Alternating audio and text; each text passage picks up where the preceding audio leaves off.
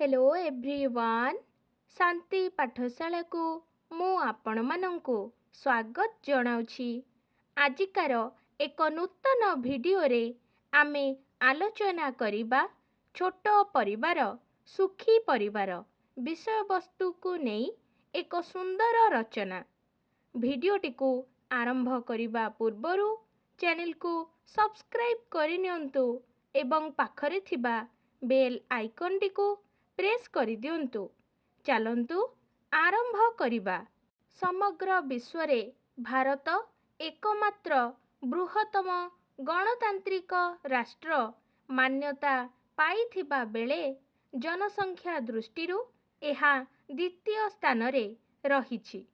द्रुत जनसंख्या वृद्धि हेतु भारत आज नाना समस्या रे जर्जरित।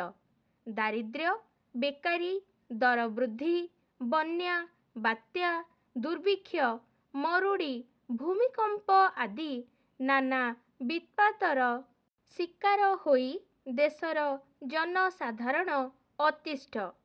स्वाधीनता प्राप्ति समय रे देशर जनसंख्या जेतिकी थिला सेई समयरु उपयुक्त पदक्षेप ग्रहण करा जाइथिले एबे एभली विपदर सामना करिबाकू पड़ी नथांता। वर्तमान भारतर जनसंख्या 150 कोटीरु अधिक। आउ किछि वर्ष मध्यरे एई जनसंख्यार विस्फोरण जेउ समस्या सृष्टि करिब तार समाधान पाई आउ उपाय खोजिले मिली न पारे। एबेठारु तो अधिकांश स्थान को रास्ता नाही, मुंड गुंजिबाकू छात नाही, खाइबाकू रुटी कि भात नाही, पीबाकू शुद्ध जलर मध्य अभाव।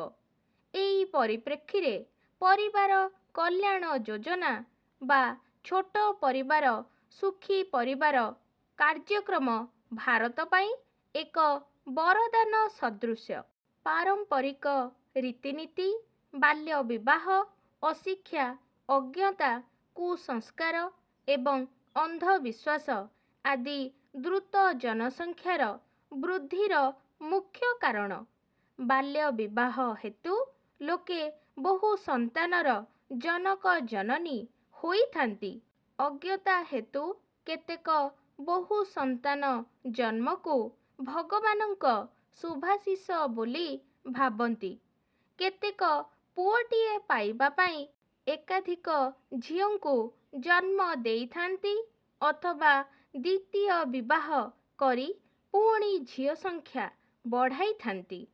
केतेक धर्म और संप्रदायर लोके एकाधिक स्त्री ग्रहण करी बहु संतानर पितामाता हेबाकू परम गौरव बोली मने करंती, जहा फलरे माँ माने रोगिणी हुअंती, शिशु मृत्युहार बढ़ी चले, आर्थिक मानदंड दुर्बल होई पड़े, बेकारी खाद्य समस्या उत्कट रूप धारण करे।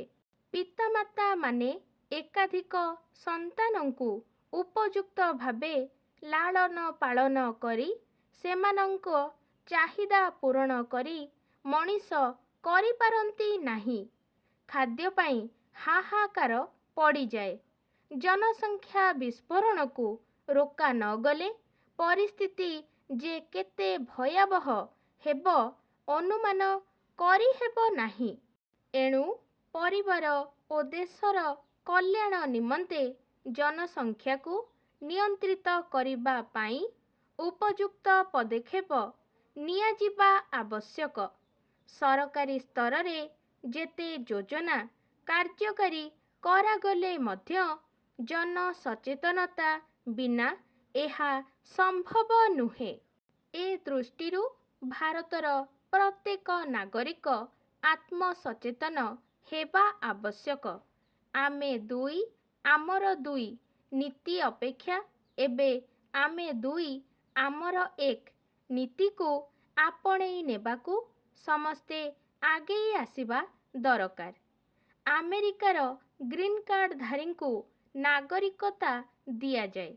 एठारे मध्य ଠିକ୍ ସେହିପରି ଗ୍ରୀନ୍ କାର୍ଡ଼ଧାରୀମାନଙ୍କୁ ବିଭିନ୍ନ ସୁବିଧା ସୁଯୋଗ ଦିଆଯିବା କଥା ସରକାର ଘୋଷଣା କରିଛନ୍ତି।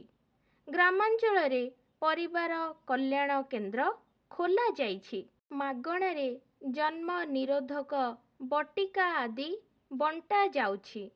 ରେଡ଼ିଓ, ଟିଭି, ପତ୍ରପତ୍ରିକା ମାଧ୍ୟମରେ ବ୍ୟାପକ ପ୍ରଚାର କରିବା ସହିତ ପଥପ୍ରାନ୍ତ ନାଟକ, ଦାସକାଠିଆ, ପାଲା ପରିବେଷଣ କରି ପରିବାର କଲ୍ୟାଣ ଯୋଜନାର ସଫଳତା ଏବଂ ଛୋଟ ପରିବାର, ସୁଖୀ ପରିବାର ସମ୍ପର୍କରେ ଜନସଚେତନତା ସୃଷ୍ଟି କରାଯିବା ଏକାନ୍ତ ଆବଶ୍ୟକ। ଆଜିକାର ଭିଡ଼ିଓଟି ଆପଣଙ୍କୁ କିପରି ଲାଗିଛି କମେଣ୍ଟ ମାଧ୍ୟମରେ ନିଶ୍ଚୟ ଜଣାଇବେ ଏବଂ ଲାଇକ୍, ସେୟାର, ସବସ୍କ୍ରାଇବ୍ କରିବାକୁ ଜମାରୁ ଭୁଲିବେନି। ଧନ୍ୟବାଦ।